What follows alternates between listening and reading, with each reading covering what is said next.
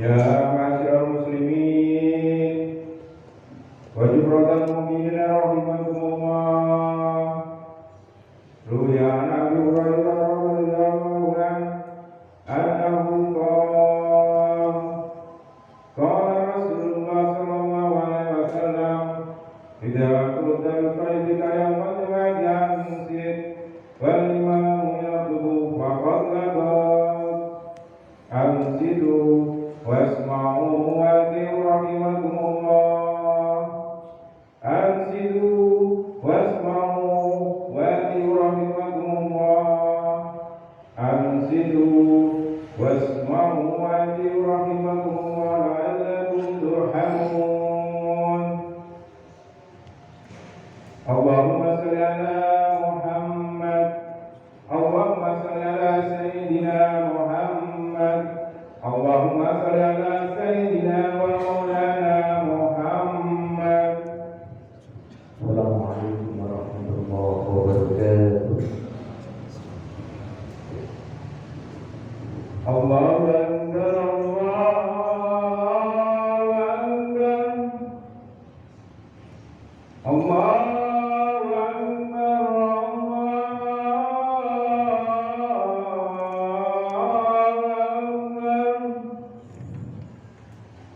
Asyhadu an la ilaha illallah.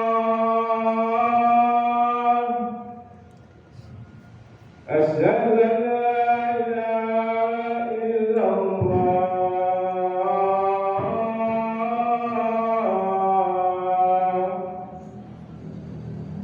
Asyhadu anna Muhammadan Rasulullah.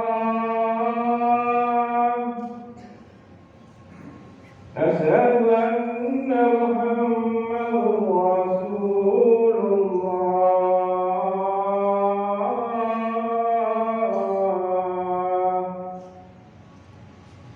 Hayya 'alas salat.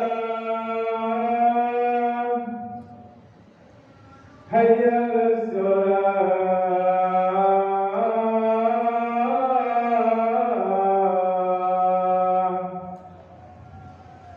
Hayya 'alal falah.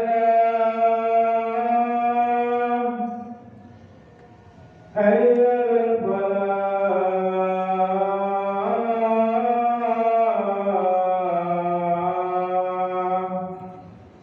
Allahu Akbar, Allahu Akbar. La ilaha illallah.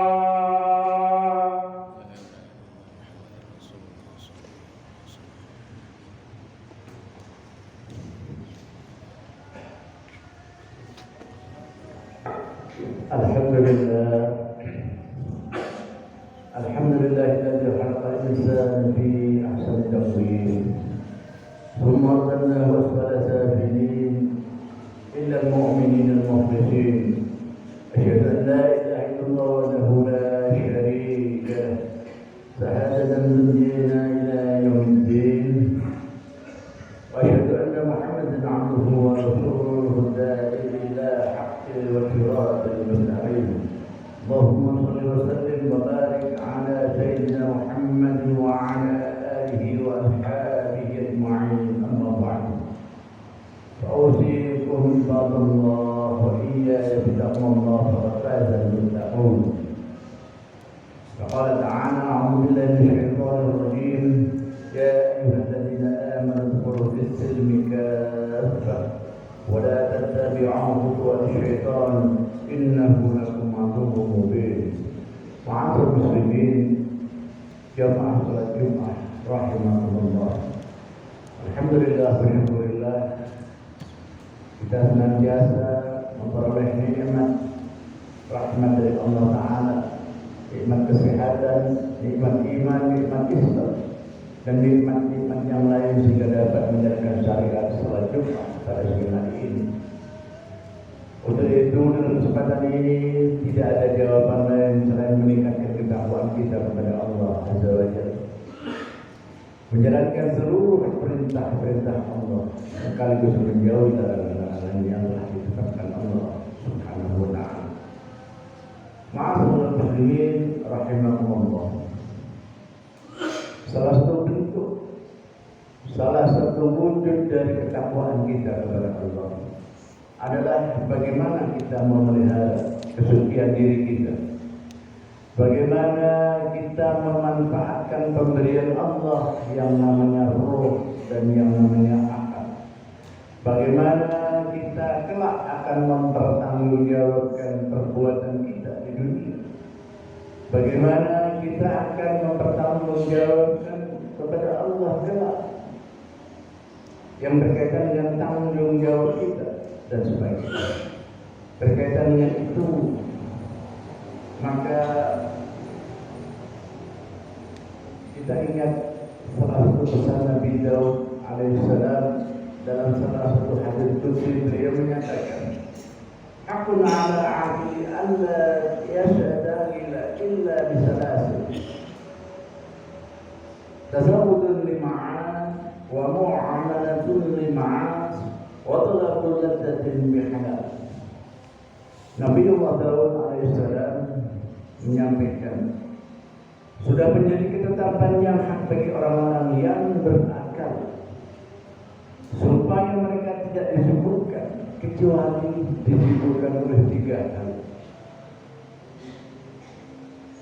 Tasawwudul lima'at, yaitu pertama disebutkan dengan mempersiapkan bekal untuk hari akhir. Sejak manusia taklid, sejak hukum taklid berlaku, maka sejak itu pula kehidupan kita ini hanya dalam rangka mempersiapkan, mempertanggungjawabkan apa yang akan kita haturkan kepada Allah kelak di hari akhirat. Yang kedua, harus mengusahakan kemaslahatan untuk kehidupan di dunia. Manusia wajib menciptakan kebaikan. Kemaslahatan merupakan misi manusia. Itu sebabnya Allah berikan akal. Itu sebabnya Allah berikan iman.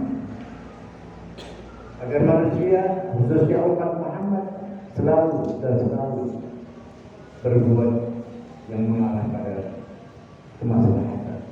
Yang ketiga, kita harus disibukkan dalam mencari kenikmatan hidup dari rezeki yang halal.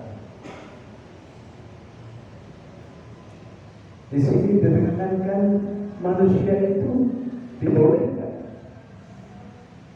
untuk mencari kenikmatan hidup, untuk mencari rezeki dengan satu prinsip, caranya hanya cara yang halal, cara yang ditetapkan Allah dalam Al-Quran maupun cara yang telah disunahkan baginda Rasulullah SAW. Ini adalah nasihat Nabi Daud alaihissalam dalam salah satu hadis qudsi. Jadi kita boleh disibukkan hanya 3 hal. Saya ulangi, yang pertama sibuk untuk mempersiapkan bekal di hari akhir. Bagaimana caranya berbuat kebajikan. Bagaimana sibuk untuk mempersiapkan hari akhir adalah menjalankan amar ma'ruf nahi munkar. Amar ma'ruf tidak terpisah dengan nahi munkar tidak. Amar ma'ruf nahi munkar satu kesatuan yang itu wajib bagi setiap manusia. Mengajak perbuatan-perbuatan baik dan mencegah adanya kemungkaran. Semampu kita diawali dengan bagaimana diri kita sendiri untuk selalu berbuat baik. Bagaimana diri kita untuk memisahkan dari perbuatan-perbuatan munkar. Setelah itu mengajak keluarga, ahli itu, kemudian tetangga untuk sama-sama berbuat baik dan sama-sama mencegah kemungkaran. Sebab apabila kita tidak mampu, tidak mau cuek dengan segala bentuk kemaksiatan, maka ketika Allah azab itu tidak memilih yang baik maupun yang tidak baik. Kalau sudah belum meletus akan tertimpa musibah. Ma'asyiral muslimin rahimakumullah. Yang kedua tadi dikatakan mengusahakan kemaslahatan untuk kehidupan di dunia. Yang ketiga adalah mencari kenikmatan hidup dari rezeki yang halal. Nasihat Nabi Daud ini juga ditekankan pada firman Allah. Bisa kita lihat dalam Al-Quran dalam surat Al-Baqarah 284. A'udzu billahi minasyaitonir rajim. Lillahi ma fis samawati wa ma fil ardh. Wa in tubdu ma fi anfusikum aw tukhfuhu yuhasibkum bihi Allah. Yaghfiru liman yasha' wa yu'adhibu man yasha'. Allahu 'ala kulli syai'in qadir. Dalam Al-Baqarah ayat 284 ini Allah menekankan, Allah menjelaskan segamblang-gamblang kemuliaan atau milik Allah lah segala apa yang ada di langit dan di bumi. Dan jika kamu melahirkan apa yang ada dalam hatimu atau kamu menyembunyikannya, maka Allah akan membuat perhitungan dengan kamu tentang perbuatanmu itu. Maka Allah mengampuni siapa yang dikehendaki dan Allah menyiksa siapa yang dikehendaki. Allah Maha Kuasa atas segala sesuatu. Ma'asyiral muslimin rahimakumullah. Di sini ayat ini menggambarkan, menjelaskan segala sesuatu Allah yang Maha berkehendak. Itu sebabnya setiap musibah yang menimpa kita dituntut oleh baginda Rasulullah SAW bahwa musibah yang menimpa seseorang umatku adalah caranya Allah untuk menaikkan derajat orang tersebut. Itu sebabnya kita tidak punya hak untuk syukur kepada Allah. Kita harus bersyukur. Tidak mungkin dan tidak mungkin Allah akan menjerumuskan hamba, sangat tidak mungkin. Mengapa? Karena Allah Rahman Rahim. Allah beri oksigen gratis kepada siapa saja, baik kepada orang zalim, orang kafir maupun orang muslim, diberikan oksigen secara gratis. Allah ciptakan matahari yang di dalam sinar matahari mengandung berbagai vitamin, dinikmati pula oleh orang-orang kafir maupun orang muslim. Disinilah Rahman Rahimnya Allah Subhanahu wa ta'ala. Itu sebabnya kita harus menyadari bahwa Allah Maha berkehendak, Allah Maha pengampun. Dan di sini jelaskan kita sebagai hambanya tidak ada ruang sekecil apapun untuk menyembunyikan segala sesuatu. Kemaksiatan yang kita lakukan, meskipun tidak ada orang yang tahu, Allah Maha. Tidak perlu khawatir, pahala sekecil apapun akan tersimpan pada database milik Allah dan kelak akan bertemu dengan kita pahala tersebut. Begitu pula dengan kemaksiatan, kita akan diminta bertanggungjawab terhadap kemaksiatan sekecil apapun. Data itu tersimpan pada database milik Allah Subhanahu wa ta'ala. Ma'asyiral muslimin rahimakumullah. Untuk itu, marilah kita membaktikan diri kepada Allah. Kita ridho terhadap apa yang ada pada diri kita. Jangan sampai ibadah terhalang oleh kemiskinan atau ketidakmampuan. Jangan sampai ibadah terhalang oleh karena kesibukan dunia. Jangan sampai ibadah itu terhalang oleh karena kekayaan. Karena semuanya itu milik Allah. Dan kita hidup di dunia ini adalah ibarat tamu. Bagaimana sambutan tuan rumah? Tuan rumahnya adalah Allah Subhanahu wa ta'ala. Bagaimana Allah sebagai tuan rumah memperlakukan kita? Tergantung bagaimana tamu tersebut dalam etika bertamu. Apakah tamu tersebut sopan? Apakah tamu tersebut mengikuti aturan permainan yang ditetapkan oleh tuan rumah? Begitu pula dengan Allah Subhanahu wa ta'ala. Kalau kita baik, kalau kita ikuti semua ketentuan Allah, ittaqullah haqqa tuqatih, maka tuan rumah akan jauh lebih besar memberikan nikmatnya kepada si tamu tersebut. Ma'asyiral muslimin rahimakumullah. Ada beberapa pesan dari baginda Rasulullah sallallahu alaihi wasallam berkaitan dengan tuntunan bagaimana manusia hidup di dunia. Rasul berpesan yang pertama, ittaqil maharima takun a'badana. Kata Rasul, tinggalkanlah olehmu segala sesuatu pekerjaan yang haram. Kayak engkau akan menjadi orang yang paling taat beribadah kepada Allah. Tinggalkanlah perilaku yang haram, maka engkau akan menjadi orang yang paling taat ibadah. Itu artinya sesuatu yang haram menyebabkan kita tidak taat ibadah kepada Allah. Seseorang yang gemar minum khamr, yang gemar judi, kecil kemungkinan akan taat kepada Allah. Koruptor, kecil kemungkinan menjadi hamba yang mutakin, karena tubuhnya, jiwa raganya penuh dengan segala sesuatu yang haram. Rasulullah sudah memberikan pesan ini 1400 tahun yang lalu. Ittaqil mahal. Jadi kalau kita ingin menjadi hamba yang mutakin, hindari yang haram. Bahkan Rasul juga berpesan, tinggalkanlah subhat. Subhat saja diperintah untuk ditinggalkan, apalagi yang haram. Semampu kita, apapun profesi kita, apapun pekerjaan kita, apapun status sosial kita, hukum dari baginda Rasulullah SAW berlaku sama. Jangan dikira kalau sudah menjadi tokoh maka seenaknya tidak berbuat, tidak. Hukum itu sama.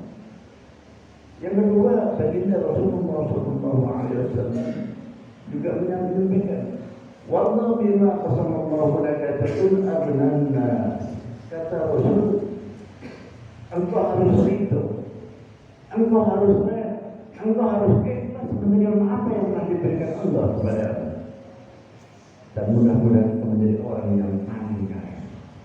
Pesan Rasulullah ini sangat benar. Kita disuruh ridho, ikhlas menerima apa yang telah diberikan Allah Azza wa Jalla kepada kita. Allah Maha Mengetahui. Kita tidak perlu iri. Belum tentu kalau kita kaya seperti si fulan, kita akan lebih dekat kepada Allah. Belum tentu. Ketika sekarang kita hidup pas-pasan, ketika sekarang hidup miskin, ketika hidup pas-pasan, hidup miskin, sholat di masjid, sering tahajud, tidak lepas dari Quran. Belum tentu ketika kita kaya akan mampu menjalankan tahajud, akan istiqomah, tilawatul Quran. Itu sebabnya para jamaah, kaya miskin itu adalah hak prerogatif Allah. Karena Rahman Rahimnya Allah kita dibuat cukup. Sehingga kekayaan yang menempel pada kita menyebabkan kita istiqomah dalam beribadah. Inilah yang disebut dengan harta yang layak. Yang ketiga, Rasul juga menasihatkan, unzuru ila man huwa asfala minkum wa la tanzuru ila man huwa fawqakum fa huwa ajdaru an la tazdaru ni'matallahi 'alaikum. Kata Rasul, lihatlah olehmu dalam hal perekonomian, maksudnya orang yang berada di bawahmu, dan dengan melihat orang yang berada di atasmu. Hal ini lebih baik bagimu agar engkau bisa mensyukuri nikmat yang telah diberikan Allah kepada. Dalam hal materi, Rasul memerintah kita lihatlah yang di bawah, jangan melihat yang di atas. Seseorang kalau selalu melihat yang di atas, maka yang ada dalam otaknya selalu berkurang. Otak mengatakan Allah tidak adil, otak mengatakan saya sudah berjuang, tapi tetap begini-begini saja. Ini karena kita melihat orang yang di atas. Rasulullah memerintahkan kita, lihatlah yang di bawah, agar kita mampu bersyukur. Oh, terjadilah isyaratun ma'al hidayakum wa in kafartum inna 'adzabi. Jika engkau mampu pandai selalu bersyukur kepada Tuhan, kata Allah, berjanji akan aku tambahkan nikmat. Tapi jika engkau kufur, selalu syukur kepadaku, tidak pernah bersyukur nikmat yang telah kuberikan, maka siksaku amat pedih. Ini bahaya pada jemaah. Untuk itu mari rezeki yang kita terima ini kita bisa untuk menerimanya. Dan jangan hanya melihat rezeki itu dalam bentuk rupiah, nikmat kesehatan dan sangat mahal. Kita bisa melihat di rumah sakit berapa orang yang terlentang berjuang hidup, mengeluarkan uang ratusan juta bahkan hanya untuk mempertahankan bagaimana salah satu organ tubuh yang berfungsi, bagaimana jantungnya berfungsi, perlu puluhan juta bahkan ratusan juta, bagaimana paru-paru berfungsi, bagaimana panca indera berfungsi. Yang itu kita peroleh dengan gratis dari Allah. Untuk itu jangan selalu melihat rupiah itu hanya sebatas rezeki, jangan dilihat hanya sebatas rupiah. Kita lihat pemberian Allah, semua nikmat dalam rumah tangga, kerukunan keluarga, ini adalah rezeki dari Allah. Kesehatan anak, istri dan sebagainya, ini adalah rezeki dari Allah. Akhlak kita yang tidak takabur, akhlak kita sesuai dengan yang ditunjukkan, sesuai dengan yang diperintahkan Allah, ini adalah rezeki yang mahal. Tanpa campur tangan Allah, semuanya tidak akan terwujud. Maaf muslimin rahimahumullah. Baginda Rasulullah sallallahu alaihi wasallam juga memberikan nasihat kepada kita, wa ahsin ila jarika takun mu'min. Kata Rasul, berbuat baiklah kamu kepada tetanggamu, niscaya engkau akan menjadi orang yang suka membuat ketentraman di dunia. Jadi soal kehidupan, persatuan, kesatuan, ini sudah dinasihatkan Rasulullah dari Quran. Bagaimana hak tetangga kita penuhi, jangan mengambil hak tetangga. Bagaimana kita membantu tetangga, bagaimana kita berinteraksi sosial dengan tetangga. Ini tidak luput dari bimbingan baginda Rasulullah SAW. Orang yang baik adalah orang yang baik dengan tetangga, kata Rasulullah. Orang yang baik adalah orang yang tidak menyakiti tetangga. Apakah tetangganya itu muslim atau non-muslim, Rasul tidak mempermasalahkan dalam hidup bertetangga. Jangan dikira kalau Islam hidup di tengah masyarakat, kemudian tetangganya non-muslim, kita musuhi. Tidak. Itu bukan betul Islam. Hak tetangga harus kita akui. Dan ini sudah disampaikan oleh baginda Rasulullah SAW. Maaf muslimin rahimahullah. Yang menarik lagi ketika kita punya tetangga miskin. Dalam salah satu hadis yang diriwayatkan oleh Imam Bukhari, baginda Rasulullah SAW, "Laisa minna man bata sam'ana wa jaruhu jasun ala ilmi." Kata Rasul, bukan termasuk golongan kami orang yang hidupnya kenyang sendiri, kaya raya, berkelebihan, sementara tetangganya hidup kelaparan. Ini menarik sekali bagaimana Islam menanamkan kepedulian sosial. Sebabnya kita sebagai umat Muhammad yang kelak hanya meminta syafaat hanya kepada baginda Rasulullah SAW, ikuti petunjuk Rasul. Kalau kita punya tetangga kelaparan, artinya punya tetangga yang hidupnya di bawah kita, maka kita datangi tetangga kita dengan cara baik, berikan makanan. Kalau kita sudah makan masih terlebih, itu namanya kita niat menjalankan apa yang didahulukan Rasulullah SAW. Dan ini tidak gratis. Allah tahu, Rasul tahu apa yang kita lakukan, dan itu adalah faktor yang akan menyebabkan kita kelak mendapatkan syafaat dari Rasulullah SAW. Jangan sampai kita kenyang sendiri, sementara tetangga kanan kiri ada yang sibuk cari makan hari itu. Ada tetangga kita yang anaknya nangis karena kelaparan. Maka kita oleh Rasul disuruh bukan termasuk golongan kami. Kita akan tidak mendapatkan pertolongan, tidak memperoleh syafaat. Itulah hubungan Islam. Sehingga Rasul juga dahulu, la yu'minu ahadukum hatta yuhibbu li akhihi ma yuhibbu li nafsihi, kata Rasul. Belum sempurna imannya seseorang sehingga ia mencintai saudaranya sebagaimana mencintai dirinya sendiri. Saudara di sini adalah saudara seiman bersama Islam.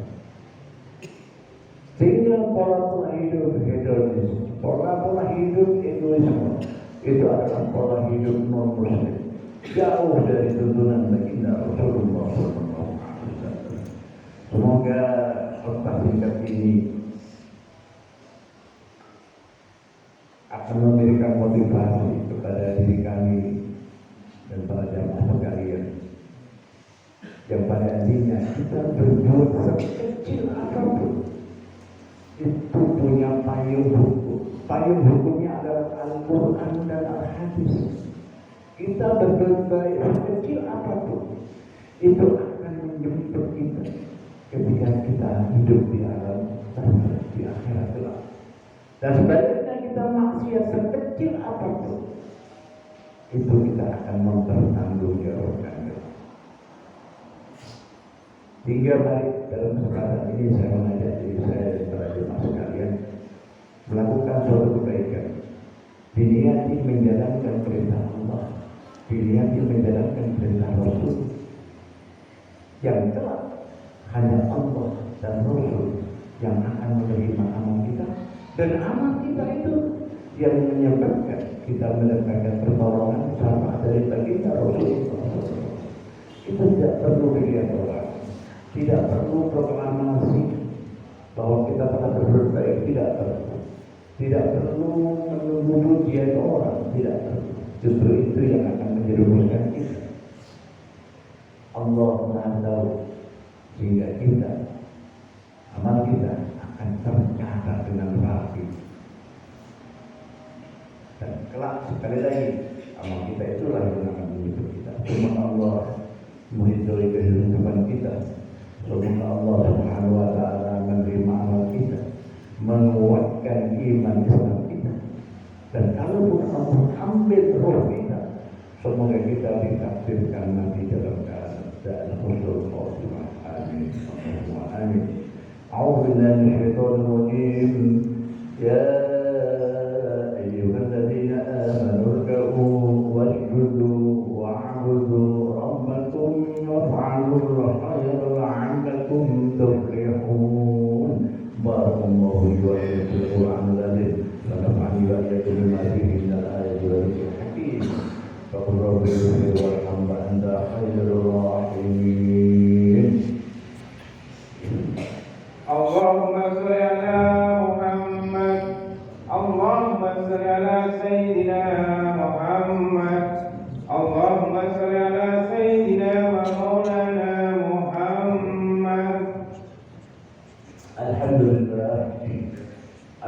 الذي كتب على نفسه الرحمة وأمرنا بالجهاد مع مضاده واجزنا بمنهجاته مدة الحياة. أشهد أن لا إله إلا الله وحده لا شريك له وأشهد أن محمدا عبده ورسوله إلى يوم القيامة. اللهم صل وسلم على هذا النبي الكريم سيدنا محمد وعلى آله وأصحابه والتابعين ومن صالح أما بعد. فيا أيها الناس اتقوا الله حق تقواه واعلموا أن الله تعالى قد وعد لمن اتقى بدخول الجنة وقد وعد لمن أشرك بدخول جهنم معواه. إن الله وملائكته يصلون على النبي يا أيها الذين آمنوا صلوا عليه وسلموا تسليما. وارض اللهم عن جميع صحابته والقرابة لرسول الله أجمعين. آمين يا رب العالمين. اللهم اغفر للمؤمنين والمؤمنات والمسلمين والمسلمات الأحياء منهم والأموات. اللهم يا الله أصلح ذات بينهم واجعل في قلوبهم الإيمان والحكمة وأعوذهم على أهلك الذي أحبت إليهم واجعلنا منهم بعدنا بدولة الإسلام بهدايتك ورحمتك الواسعة. وتقبل دعاءنا إنك أنت السميع العليم. ربنا هب لنا من أزواجنا وذرياتنا قرة أعين واجعلنا للمتقين إماما. رب اجعلني مقيم الصلاة ومن ذريتي ربنا وتقبل دعاء. ربنا آتنا في الدنيا حسنة وفي الآخرة حسنة وقنا عذاب النار. عباد الله إن الله يأمر بالعدل والإحسان وإيتاء ذي القربى وينهى عن الفحشاء والمنكر والبغي يعظكم لعلكم تذكرون. واستغفروه إنه هو